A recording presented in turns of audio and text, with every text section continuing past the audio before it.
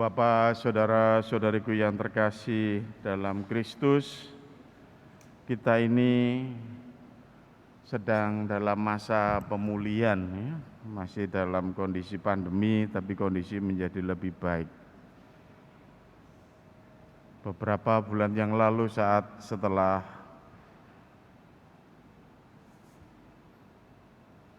pandemi yang level Delta itu mereda, kira-kira bulan Oktoberan begitu, dan gereja mulai membuka lagi agar umat bisa hadir ikut misa meskipun dengan jumlah yang sangat terbatas. Itu saya mendengar sharing kesaksian seorang umat yang bisa boleh misa lagi itu. Ya, dia merasakan betul bahwa rindu sekali bisa kembali ke gereja ini. Dia cerita, Romo rasanya itu campur aduk, Romo, bisa kembali ikut misa karena sudah hampir 2 tahun tidak boleh ikut misa di gereja. Itu kangennya besar sekali.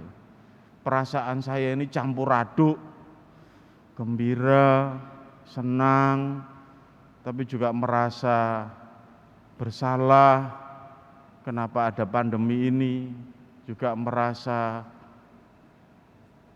gamang juga, jadi campur aduk. Kiku kembali ke gereja setelah 2 tahun tidak misa itu rasanya kiku, tapi juga ada rasa malu, macam-macam. Jadi rasa campur aduk itu. Dia cerita itu sambil meneteskan, tapi lega sekali saya boleh untuk menerima komuni, boleh untuk kembali ke gereja. Dan saya bersyukur karena tidak semua orang waktu itu ya boleh ke gereja karena ada pembatasan ini, bahkan kuotanya juga dibatasi ini dan itu. Dan saya bisa masuk dalam kuota itu dan boleh ke gereja. Nah, Bapak, saudara-saudari yang terkasih, kerinduan seperti ini yang sebenarnya juga kita rasakan, dan kerinduan seperti ini yang sebenarnya juga Tuhan rasakan pada saat Yesus itu menceritakan tentang perumpamaan 2 anaknya, yang satu anak yang hilang. Dia merasakan sungguh kerinduan yang luar biasa, kerinduan untuk kembali, kerinduan anaknya itu untuk hidup bersama dengan dia dalam dekapannya itu ya. Kerinduan untuk bersatu kembali yang seutuh-utuhnya itu. Dan Bapak, saudara-saudari yang terkasih, hati yang rindu seperti ini yang sungguh-sungguh mungkin dialami kalau dalam perumpamaan bisa dibayangkan bapak yang ditinggal anaknya, mungkin kalau bahasa Jawa ini ya sudah disedakne gitu ya. Karena belum meninggal sudah minta warisan, ini kan anak yang kurang ajar ya. Itu kan ibaratnya hak warisan saat bapaknya masih hidup itu sudah diminta, ini kan seperti mendoakan orang tua meninggal itu. Ya. Itu tapi dia tidak memperhitungkan itu. Yang dia rasakan anaknya pergi dan ada keterpisahan yang luar biasa itu. Bahkan mungkin dalam pergulatannya bapak ini akan memikirkan gek-gek ya, jangan-jangan anak saya ini sudah meninggal di negeri yang sana. Apalagi digambarkan di negeri yang tempat anaknya ini pergi jauh itu ya, mengalami apa? Situasi yang berat juga, mengalami paceklik gitu. Sehingga akhirnya semuanya hancur dan bahkan dia itu harus memelihara, ikut kerja orang pelihara babi dan mau makan ampas babi saja susah. Saya yakin seorang bapak atau seorang ibu yang merindukan anaknya pulang, itu tidak hanya soal berharap terus-menerus, ada titik saat-saat putus asa. Ya, ada titik-titik saatnya ya sudah, mungkin anak saya sudah mati gitu, tidak akan kembali lagi. Dalam situasi-situasi seperti itulah kita bisa bayangkan ya, Allah yang juga merindukan kehidupan kita itu untuk kembali menerima sungguh rahmat keselamatan ini. Dan itu yang kemudian saya bisa merasakan bagaimana sharing umat yang sungguh juga merindukan untuk bisa hadir di gereja, ikut misa lagi, ikut ekaristi lagi. Sebuah kerinduan yang luar biasa, sehingga perasaannya bisa menjadi campur aduk seperti itu. Nah, Bapak Ibu saudara-saudariku yang terkasih, itulah gambaran di Minggu Prapaskah keempat ini, bagaimana Allah yang Maha Rahim itu, Dia terus untuk merindukan kita itu kembali kepadanya, merindukan untuk pertobatan anak-anaknya. Dan itu yang diketengahkan Tuhan Yesus itu kepada orang Farisi yang reseh, ya. Karena Yesus ini bergaul dengan orang-orang berdosa, ya, dengan kaum pemungut cukai dan sebagainya gitu. Katakan resehnya, ia menerima orang berdosa dan makan sama-sama dengan mereka. Ini kan Farisi yang reseh ini, yang memasalahkan, dia ini nabi kok kumpulnya dengan orang berdosa. Bagi saya yang menarik, Bapak Ibu saudara-saudara yang terkasih, mengapa dia memberi contoh dalam perumpamaan itu dua anak laki-laki gitu. Dia mau menggambarkan pertama itu adalah bagaimana hati Allah yang sungguh merindu agar anak-anaknya itu kembali. Maka Tuhan Yesus menggambarkan menjalankan betul, dia itu hadir di tengah orang berdosa supaya mereka yang berdosa itu bertobat. Dan dalam kisah-kisah Injil kita tahu Yesus yang mendatangi pemungut cukai, Yesus yang mendatangi orang-orang berdosa, ya, para pelacur dan sebagainya, itu terjadi pertobatan. Mau menunjukkan kasih kerahiman Allah yang luar biasa itu. Cuman yang kedua ini, mengapa dia menceritakan juga anak yang hilang dan juga anak sulung ini, ya? Mengapa? Kita bisa perlu melihat bahwa anak sulung itu ya sibuk dengan dirinya sendiri, meskipun tinggal di rumah bapaknya, tapi anak sulung ini bertahun-tahun ngurusi awake dhewe tok. Ndak mikir perasaan orang tuanya itu. Dia ndak tembus betul orang tuanya merindukan adiknya yang mau pulang, kondisinya adiknya seperti apa itu ndak pernah kepikir gitu. Anak yang sulung ini seperti orang Farisi, sibuk dengan dirinya sendiri dan tidak melihat betul bagaimana perasaan dari Tuhan sendiri yang Maha Rahim. Sibuk dengan urusannya sendiri, bahkan sibuk dengan hitung-hitungannya gitu. Aku sudah mendapatkan bagian, sudah bersama-sama engkau.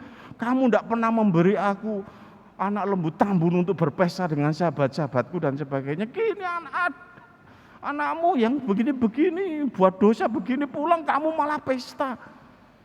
Ini kan kurang ajar, anak sulung ini tidak pernah betul-betul hatinya itu tertutup dengan perasaan bapaknya. Tidak pernah sehati dengan bapaknya. Tidak pernah melihat bagaimana mata nanar bapaknya yang putus asa, mengharapkan betul merindukan anaknya pulang. Tidak pernah merasakan pergulatan bapaknya, yang bagaimana seorang bapak yang kehilangan anaknya itu, yang berpikir macam-macam. Enggak. Orang Farisi sibuk ngurusi Yesus yang bergaul dengan orang berdosa dan tidak sampai melihat kehadiran Allah yang menyelamatkan itu. Nah, Bapak Ibu saudara-saudari yang terkasih, kita dalam masa Prapaskah ini, Anda dan saya juga diajak untuk merenungkan sabda Tuhan ini, membuka diri untuk melihat betul saya ada di posisi mana gitu ya. Kita ini dalam masa Prapaskah kok ya bersamaan, menurut saya rahmat ya. Omikron mulai menurun, situasi mulai membaik, dan kebetulan kok ya masa Prapaskah ini saat yang sangat indah. Kita pulang kembali kepada Bapa kita, ya. Kita merasakan sungguh kelengkapannya dalam pelukan Tuhan itu di dalam Ekaristi. Kita kembali merasakan betul utuh sebagai anak-anak Allah gitu. Dan itu yang kemudian digambarkan dalam bacaan yang kedua. Untuk Paulus mengatakan, hendaklah kamu dipanggil untuk dalam pendamaian dengan Tuhan gitu. Ini yang masa yang sungguh penuh rahmat menurut saya. Saya yakin mungkin ya salah satu bisa menjadi pulih itu ya doa-doanya umat Katolik ini, yang terus-menerus setiap minggu mendoakan supaya situasinya itu menjadi lebih baik dan kembali menjadi normal gitu. Kita dipanggil seperti itu untuk merindukan Tuhan, bukan lagi hanya merasakan kewajiban atau ya sudah. Nah, ini tantangan yang kedua, bisa jadi kita terjebak seperti anak sulung itu, Ya, meskipun situasinya membaik dan sebagainya itu masih paranoid, ya. Masih saja sibuk dengan pikirannya sendiri, sibuk dengan ketakutannya sendiri, sibuk dengan kecemannya sendiri. Waduh, gereja dibuka, wongnya tambah wakil, waduh tambah ketularan iki, waduh aku gak usah nang gereja. Kalau dia sibuk dengan dirinya sendiri, paranoid, silakan gitu. Tapi kan banyak umat ini mempengaruhi ketakutannya itu mau ditularkan ke orang lain. Kamu gak usah ke gereja ya, nanti situasinya tambah begini loh, runjam loh, begini. Orang yang mau niat ke gereja, rindu dengan Tuhan itu dipengaruhi orang Farisi modern. Tidak bisa lagi. Jadi ketakutannya itu dosanya, dia merasa berdosa tidak bisa ke gereja itu ditularkan kepada umat yang lain. Supaya umat yang lain nggak rindu pada Tuhan lagi. Takut lagi, ikut-ikutan paranoid.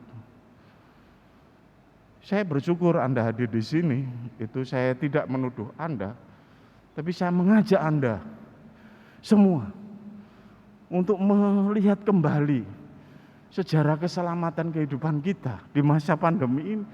Dan lihat ini masa-masa penuh rahmat, masa yang diberikan oleh Tuhan atas doa-doa kita juga, situasi yang mulai membaik dan kita boleh lebih banyak untuk hadir di dalam gereja. Betapa banyak umat yang rindu untuk ke gereja, rindu pelukan Tuhan, tidak bisa datang ke gereja karena kuota, karena tidak punya KTA, kartu tanda anggota gereja dan sebagainya. Rindu. Anda dipanggil untuk mewartakan rahmat pertobatan ini kepada saudara-saudari yang lain yang masih sibuk dengan pikirannya sendiri, masih sibuk hitung-hitungan sendiri seperti anak sulung.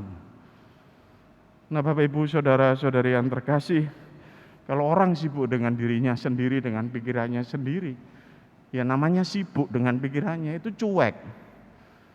Anda bisa merasakan sebagai orang tua kalau anak itu sibuk main game, cuek sama papa mamanya, cuek. Diajak yang baik, kamu harus makan kok, kamu harus sekolahnya, cuek. Sibuk dengan pikirannya sendiri. Bagaimana bisa diselamatkan? Makan pun enggak merasa bersyukur. Oh, mama ini gara-gara mama saya harus makan dulu. Papa ini saya harus begini. Masa makan betul dengan rasa syukur? Enggak. Terpaksa karena gamenya berhenti. Sibuk dengan dirinya sendiri itu jauh dari rahmat.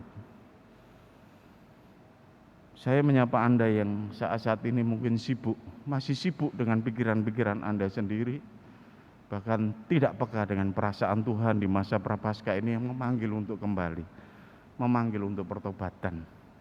Semoga sabda ini meneguhkan Anda kembali, menguatkan untuk lebih peka, mengajak Anda lebih bersyukur, kembali normal secara jasmani dan rohani, dan keterbukaan inilah yang akan menghadirkan banyak rahmat pertobatan dan berkat-berkat yang lain bagi Anda dan keluarga Anda.